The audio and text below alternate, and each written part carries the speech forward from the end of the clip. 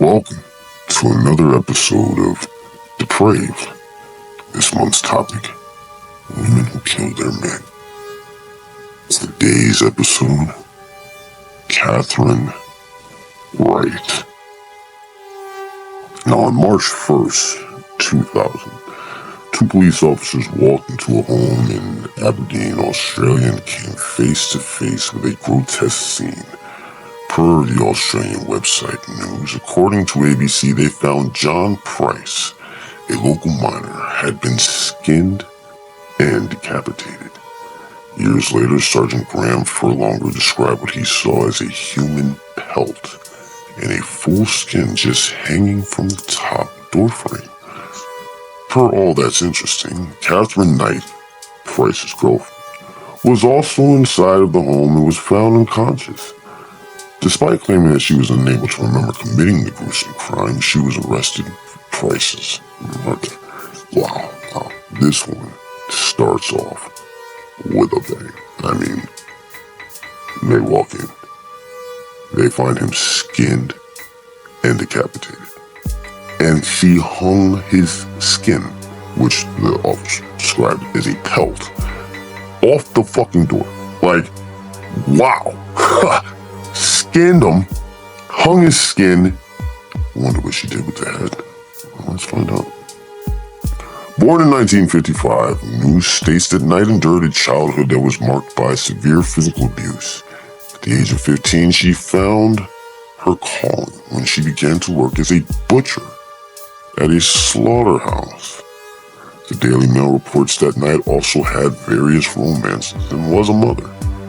Even so, all of her relationships were unstable and filled with incident after incident of violence.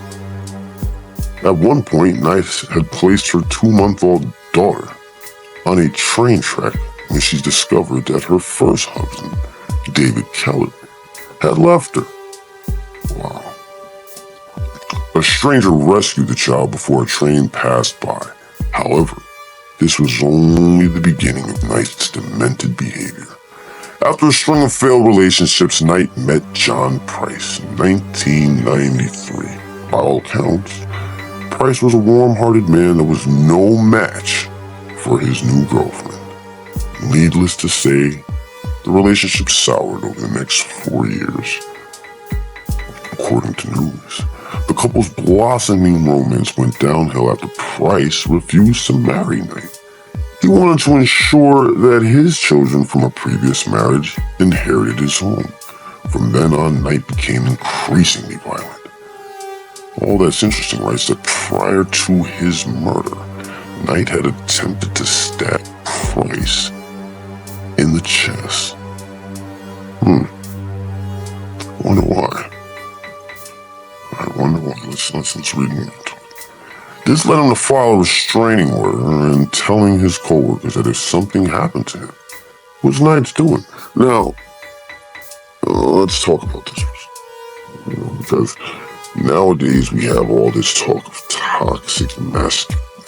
And I want you to know the difficulty in finding women who kill men. When you actually put that into a search bar, you get women victims of men, but not these stories. I had to really look for this. You're probably saying you've heard this one. Well, I haven't. I like this one. This one's tasty, delicious. Let's get down to it, Joe. Now, this guy says, God damn it, hey guys, this bitch tried to fucking stab me in my fucking chest. She's fucking loony fucking tunes. I told her, hey look, I'm not ready to marry you right now. I gotta make sure I settle some stuff so my kids get my house. You know, I just met you, and yeah, maybe I'll marry you and all, but we don't have kids. I don't want you getting my house. I want to leave it to them. Obviously, this made her fucking mad. Mad as fuck, she tried to stab him in the chest. He goes to work the next day like, yo, bitch is fucking crazy. She tried to kill me. I'm scared for my life. I don't know what to do. But if anything happens to me, guys, she did it. She fucking did it. Right? So bam. On February 29, 2000, Knight made her way into Price's home. The couple had sex, and Price fell asleep. Then Knight proceeded to stab him 37 times. Now hold up. Let's look at this whole thing, right? She comes in. She fucks his brains out, knocks him to sleep. You know, he's not thinking anything of it. Or was he? Who knows? But we know he got his nut off. Because he was knocked the fuck out. And then the bitch stabbed him 37 fucking times. Well, it doesn't end there. Knight then skinned his entire body with the expertise she learned working in a slaughterhouse. When she was finished, she placed the body on a meat hook. There's reports that state that his head and other parts of his body were found in the kitchen. Knight had cooked pieces of Price's flesh with vegetables and placed them on plates with his children's names on notes near each plate. When Price didn't show up for work the next day, a co-worker went by his house and saw blood on the door.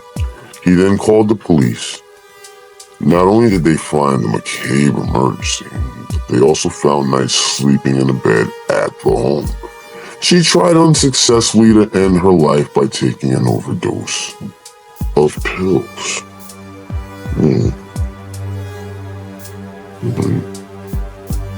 That's crazy.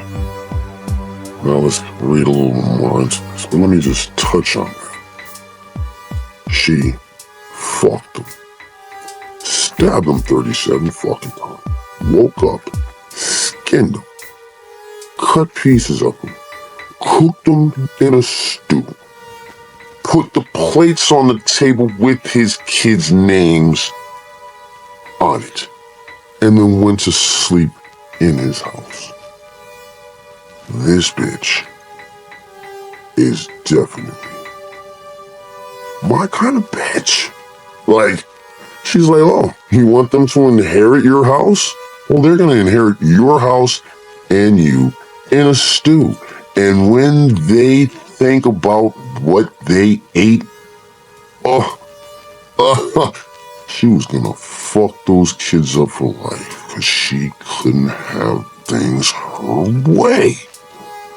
Now, like I said, she's got a troubled past. Very troubled past. We're not going to touch on that today. I'll have a whole month dedicated to the follow-ups of some of the story that I've told. But for now, we'll just continue on with what we know. When police first arrived at the scene, there were reports that they were confounded by the amount of blood inside the couple's residence. Investigators later concluded that Price had attempted to flee the home during the attack, but was overpowered by Knight, who had been stabbing him in the back as he tried to escape. Some officer took a leave of absence as the crime scene, which included witnessing Knight's macabre culinary creations, took a toll on them. As for Knight, she was evaluated by a psychiatrist who believed her sudden amnesia was all an act. She was found fit to stand in her trial, which began in October 2001.